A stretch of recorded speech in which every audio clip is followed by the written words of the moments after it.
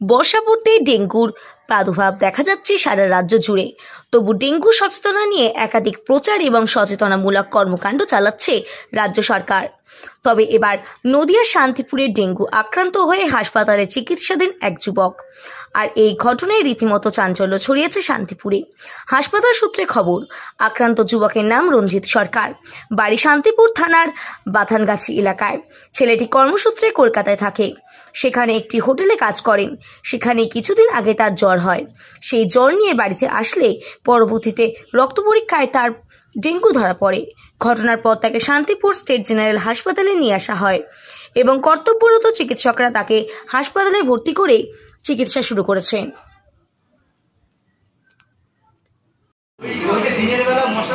ভাই, কতদিন ধরে তোমার জ্বর? কতদিন ধরে জ্বর? দিয়ে কিভাবে জানতে পারলে ডেঙ্গু হয়েছে?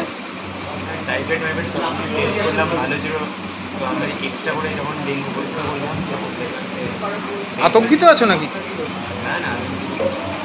আতঙ্কিত কিছু নেই। ডাক্তাররা কি বলছে? এখন শারীরিক মানে কি কি অসুবিধা দেখা যাচ্ছে?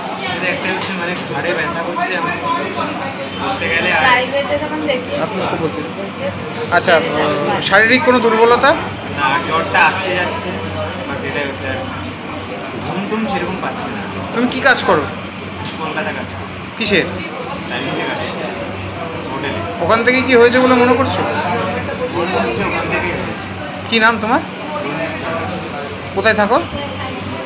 কি হচ্ছে মানে কাজ কোথায় করতাম? না, বাড়ি কোথায়? বাড়ি হচ্ছে বাথানগাছি।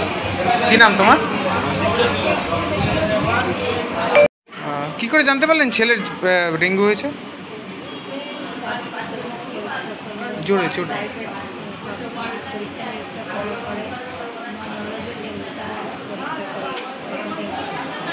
এখন কেমন আছে?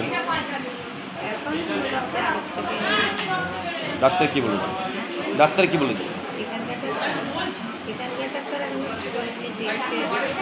হাসপাতালে ভর্তি আছে?